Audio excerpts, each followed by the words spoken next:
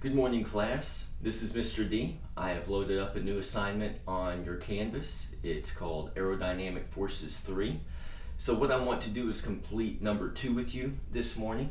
So I'm going to read the problem, I'm going to underline important information, and then I'm going to walk through all of the calculations with you. Okay, so let's go ahead and get started. An MD-80 is loaded to 91% of its maximum takeoff weight of 622,300 newtons, and it takes off from General Mitchell International Airport, which is at an elevation of 220 meters. The takeoff velocity is 75 meters per second, and the MD-80 has a total wing area of 112.3 meters squared. Okay, now what we're going to have to do here is first calculate the temperature at altitude, taking into consideration the lapse rate, because remember, as we increase our altitude above sea level, we know that the temperature will go down, the temperature decreases. So we're going to use the equation.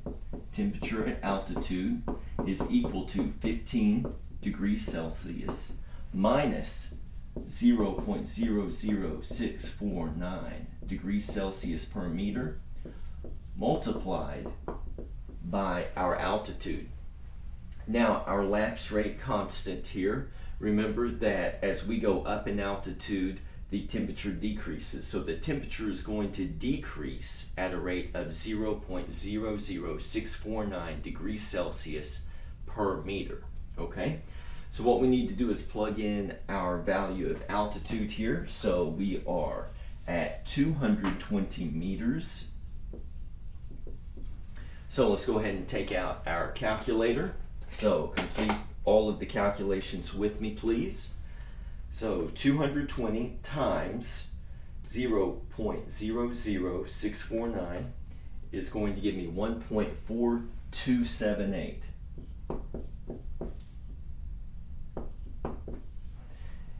And right here, let's take a look at our units. We have degrees Celsius per meter, and we're multiplying by meters, and algebraically we can write this as meters over 1. So our units of meters will cancel, leaving us with units of degrees Celsius. So I have 15 degrees Celsius minus this value that we just got. Now you get 13.57 degrees Celsius. Okay, all right, and so just to do a quick reality check, we need to see that our calculated value is less than 15 degrees, because remember, due to the temperature lapse rate, and we have our constant right here, as we increase our altitude, our temperature decreases. Okay, so now let's talk about the pressure at altitude. So our base equation, 101,300 pascals. This is the standard pressure at altitude. We're going to multiply this by our temperature in degrees Celsius plus 273.1, and our units here is Kelvin per degree Celsius, and we're going to divide by 288.1 Kelvin, and this is all raised to an exponent of 5.256. Okay, so what we're going to do here is plug in our calculated value for temperature at altitude right here, which we got 13.57. Let's add 273.1, and that's going to give me 286.67. And so I have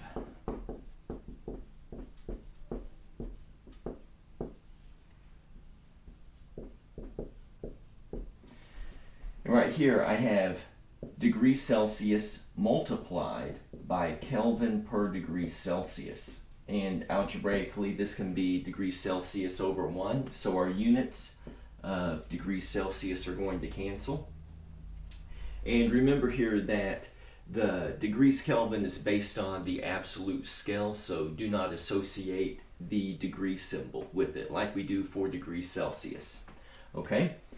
So in my numerator, 286.67 Kelvin divided by 288.1 Kelvin raised to the 5.256. And our units of Kelvin are going to cancel. So let's divide 286.67 by 288.1. I get 0.995, and we're going to raise this to an exponent of 5.256. And I get 0.9742.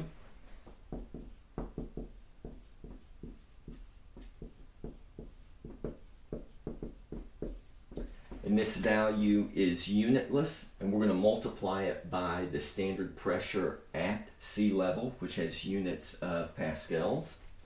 So times 101,300 pascals is going to give me 98,688.9 pascals. Okay? All right, let's move on to the air density at altitude. So our base equation is equal to the pressure divided by 286.9, and we have joules per kilogram Kelvin multiplied by our temperature in degrees Celsius at altitude plus 273.1 Kelvin per degree Celsius. Okay, and we have our ideal gas constant here of 286.9 joules per kilogram Kelvin.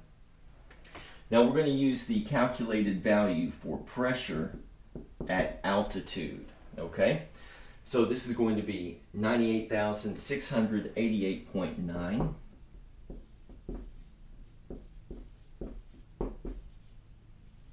Now, we have a unit of Pascal, and we know that 1 Pascal is equal to 1 Newton per square meter. So what let's do is let's go ahead and break down the unit of Pascal, Newton per square meter, and put it in our numerator. So in my denominator, I have 286.9, and a joule, we know that 1 joule is equal to 1 Newton meter. So let's break the unit of joule down and say Newton meter.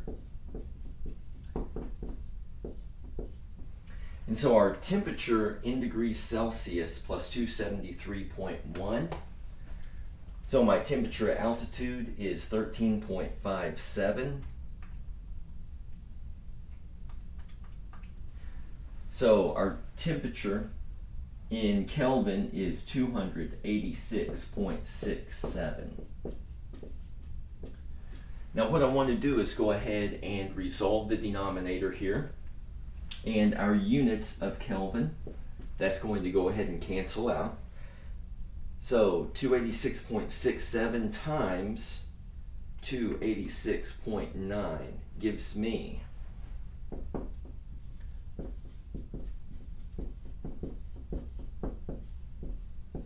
a value of 82,245.6 Newton meters per kilogram.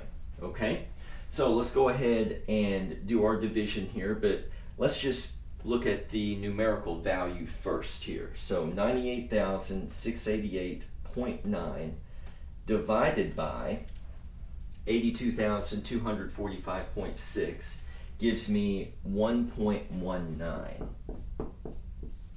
Okay, now let's take a look at the units here. I have newtons per meter squared divided by Newton meters per kilogram. And remember the algebra rule where whenever we divide fractions, it's like multiplying by the inverse of the denominator. So what I have is Newton per meter squared times kilogram over Newton meter. Our units of newtons is going to cancel, and this is going to leave me with kilogram per meter cubed. Okay, so air density at altitude, 1.19 kilogram per meter cubed. Now we need to calculate the minimum coefficient of lift for the wings, just to where we can take off.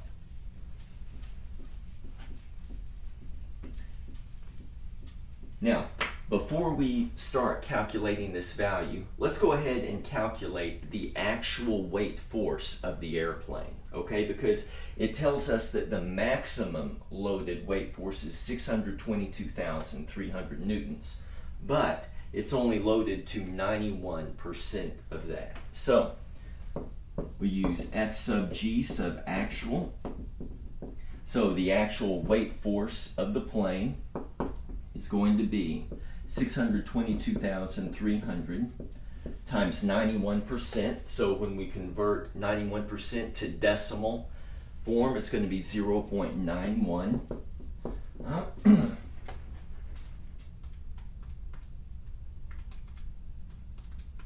This is going to give me 566,293.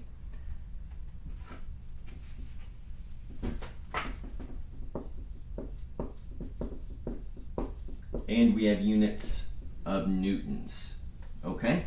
So to calculate the coefficient of lift, so we have C sub L is equal to 2 times the force of lift divided by the total area of the wings, the air density at altitude multiplied by velocity squared. Okay, so the lift force required is going to be the actual lift force, which we have just calculated. So 2 times 566,293 newtons. We're going to divide all this, the total area of the wings. The problem gave that to us at 112.3 meters squared. And then we're going to multiply this by the air density at altitude, 1.19 kilograms per meter cubed. And we're going to multiply this by the takeoff velocity squared. So the required velocity to take off is 75 meters per second. And this value is squared. So what we need to take care of, we need to make sure that we square this value of velocity before we multiply or do any division with that value, okay? So what I want to do first here is just resolve the numerator. This is going to give me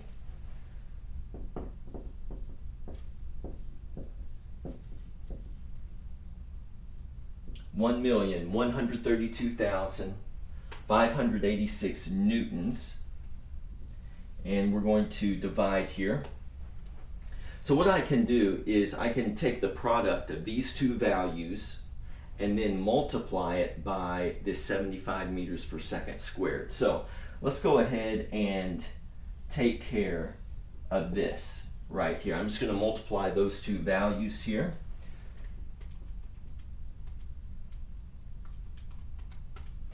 I get 133.63, and my units are meters squared or meters squared over 1. So I have meters squared over 1 times kilogram per meter cubed. This is going to give me kilograms per meter. And 75 meters per second squared is going to give me 5,625. Now what we have here, this value is squared. Not only are we squaring the numerical value, we also have to square the unit value. So we have meters per second times meters per second, which gives us meters squared per second squared. Okay? So let's go ahead and take care of the denominator here.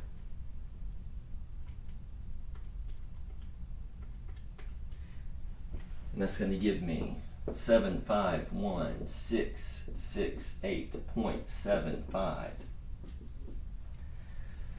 I have kilograms per meter times meters squared per second squared. One of my meters is going to cancel. Now I have kilogram meter per second squared. We know that this is equal to 1 Newton. So in my denominator, we have units of newtons. In my numerator, we have units of newtons. So our units can cancel.